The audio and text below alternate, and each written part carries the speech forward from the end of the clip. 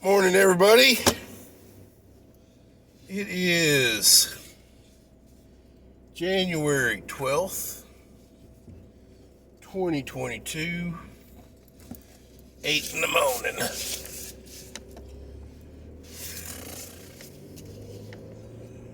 I want to talk a little bit about this whole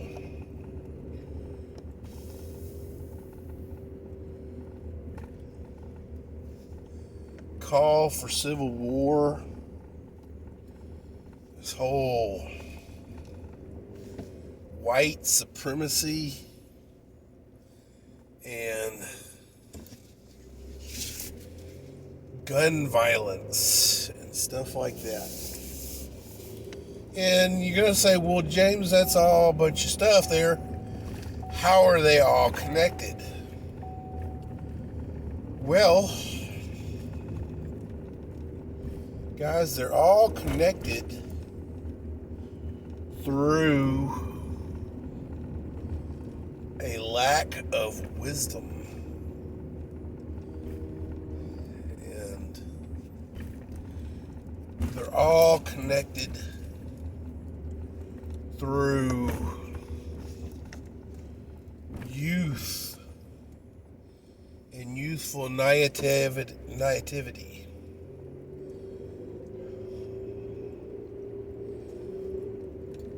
Ladies and gentlemen,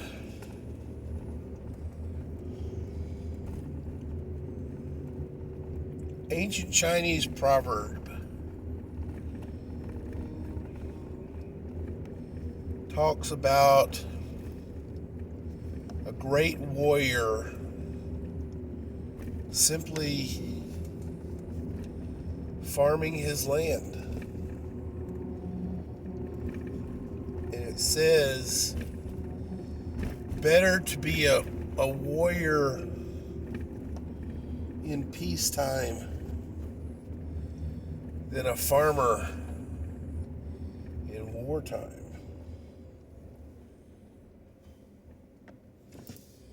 Means don't go looking for trouble,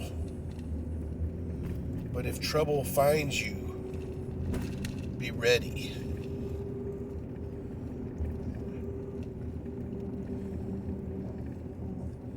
The Bible tells us, don't go looking for sin. Don't go looking for trouble. Don't go looking for war.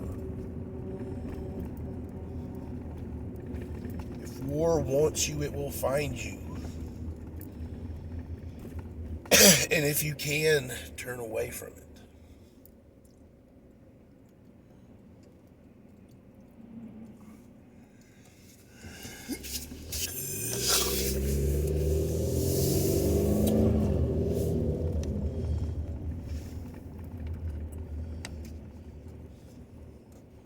A wise man says, the only battle truly won is a battle avoided.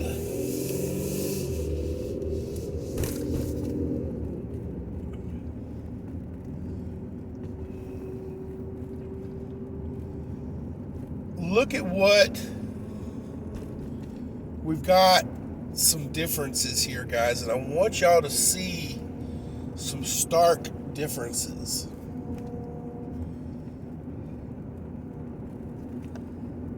The January 6th event,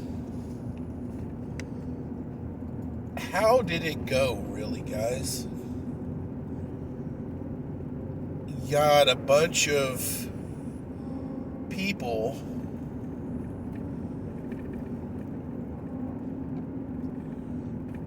march into the Capitol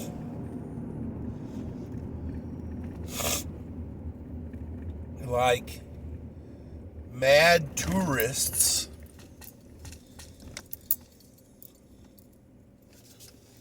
or like Black Friday trying to get in. But, I mean, literally, there was nothing really stopping them. And what did 80% of the people inside of the Capitol, once they got into the Capitol, do? Took pictures. Wandered around the hallway with their flags in their hand. I venture to say that more than likely, upon exit, the grounds were probably cleaner.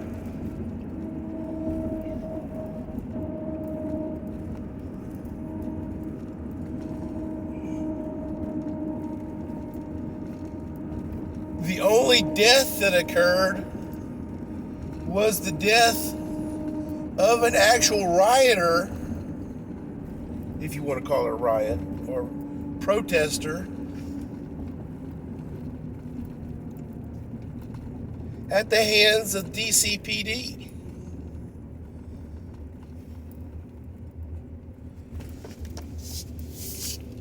There was nobody armed that went into the Capitol, guys. There are zero arrests made in the Capitol for possession of a weapon. Zero. Goose egg.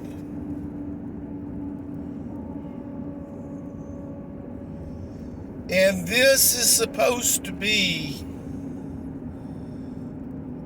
the next 9/11 that needs to be remembered and commemorated year after year after year. This is supposed to be the next Pearl Harbor, to be mourned year after year after year after year.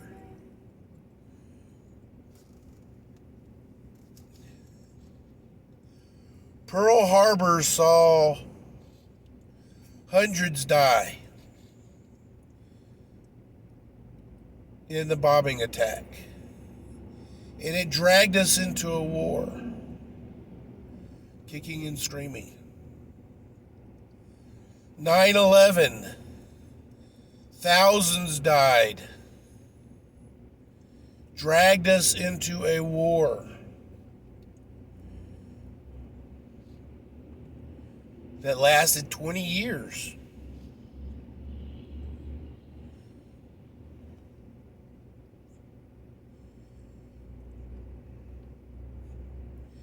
December 6th, one death. And I think a broken vase. And yet,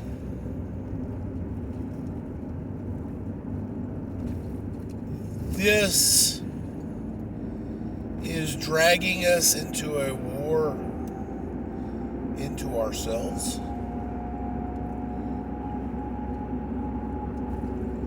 Check the Freedom of Information Act, guys. There are zero arrests for armed trespassing. Everybody who was arrested on January 6th was for trespassing.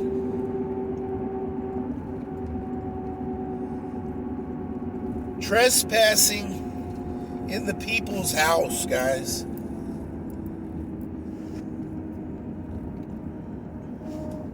That's why you're not hearing about people actually going to trial. You can't trespass in a place that is meant to be open to the public.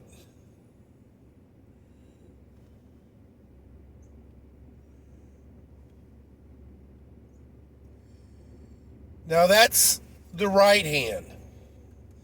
Let's look at the left hand. We have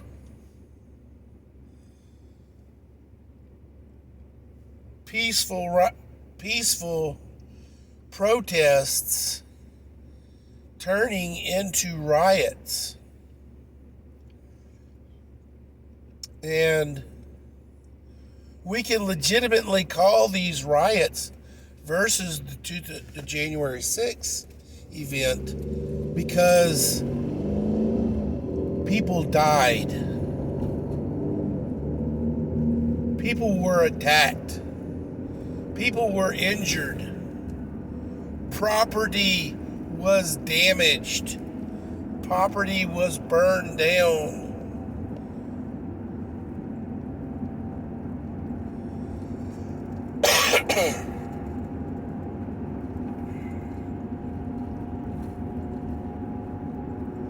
Despite what you want to call it, a peaceful protest turned into a riot. January 6th, they want you to believe the peaceful protest turned into a riot. But if you look at the photos, if you look at the videos, all that really happened is the peaceful protest moved into the Capitol. There was no violence on the part of the protesters. All the violence that happened were on the part of the DCPD.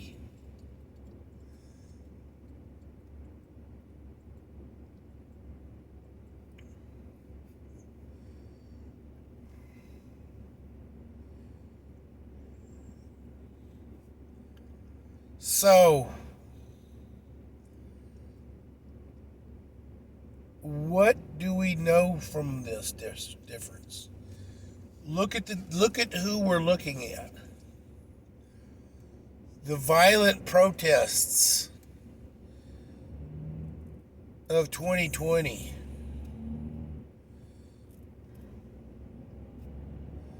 were all pretty much youth and young people and criminals.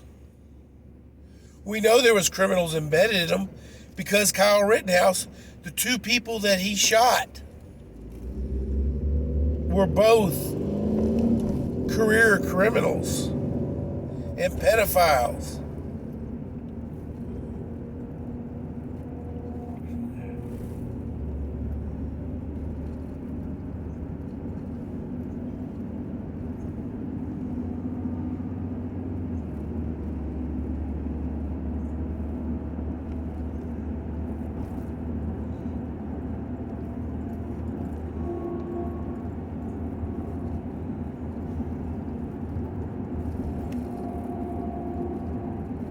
Listen to what I'm saying, guys. Civil war is not pretty. Will not be pretty. But if you look at the parties involved,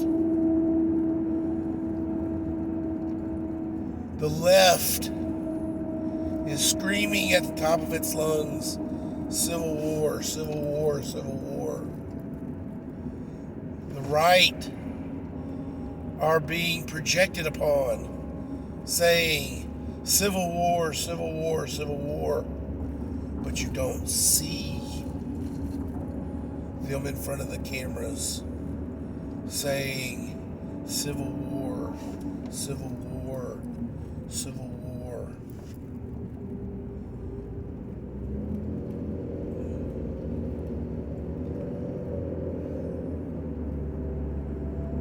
There's a t-shirt out there that says,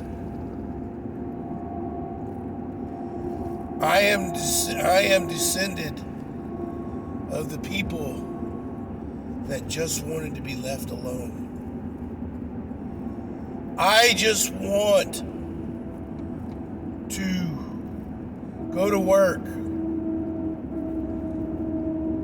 pay my taxes.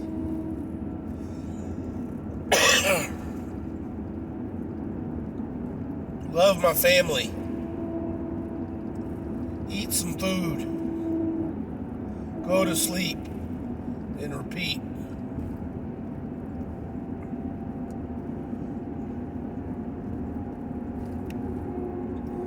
I want the freedom to go to work, to come home, to love my family, to go to church, to go to sleep and repeat.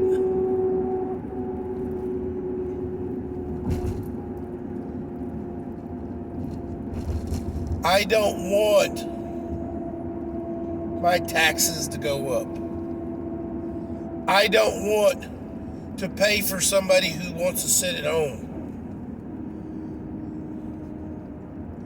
I don't want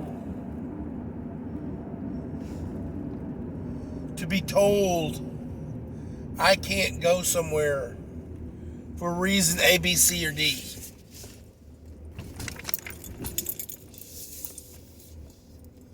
I don't want to be told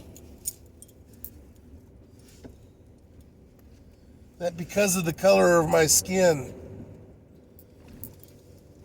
something I was powerless to control at birth, I am inherently evil. I don't want my wife to be told because of the color of her skin, she is inherently evil. I don't want my daughter to be told because of the color of her skin, she is inherently evil. Do we tell people because of the color of their skin they are inherently evil? They are inherently less of a person?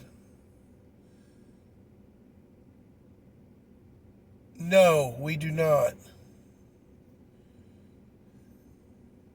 And yet, it is happening daily in our schools, in our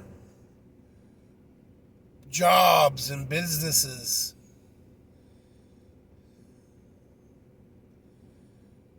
To go to the bank, to ask for a loan, they're going to tell me, well, you're white. We can't give you a loan because you're evil. Now, I guarantee you they're not going to tell me that. But you know what? You have a black gentleman or a Hispanic gentleman or something or another race come in behind me with the exact same resume and collateral, and he or she will probably get it.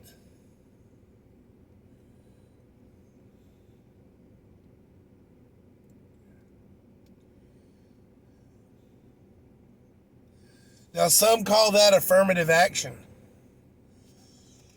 It's been around for a while now. Supposedly leveling the playing field.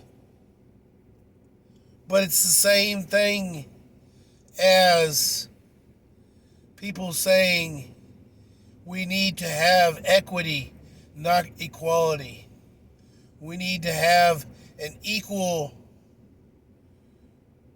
result, not an equal playing field.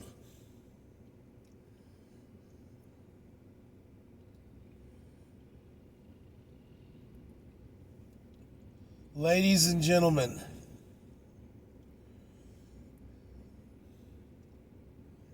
my good friend in my neighborhood, Chuck, is a black man. Works from his home. He builds kitchen cabinets, custom cabinetry out of his garage. Me and him have a great conversation at least once a week about anything and everything. Sometimes it's political, sometimes it's about guns, sometimes it's about anything else. But you know what? Man's black. I don't care. My neighbors next to me are black. I don't care. I still, every time I see them out there, I greet them with a smile and a how are you and how you doing. Neighbors across the street are Hispanic. When I see them, I greet them with a smile and how are you, dudes?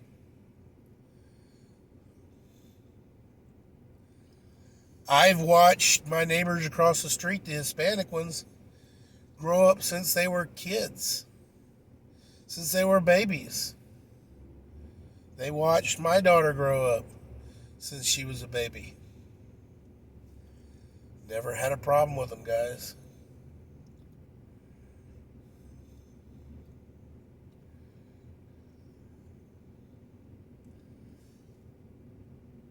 Ladies and gentlemen of the jury,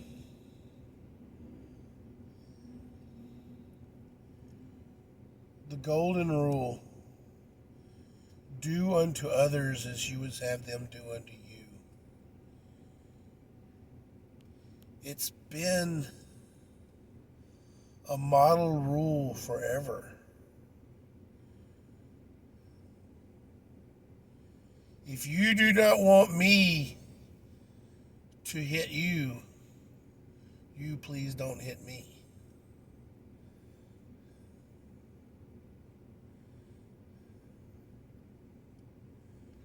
Do unto others. And that is not just a bad thing, guys. God teaches us to love one another.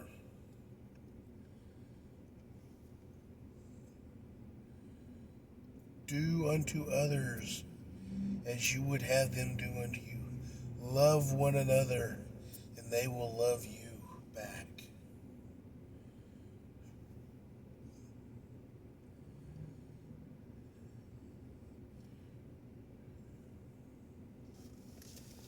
Let's go, Brandon.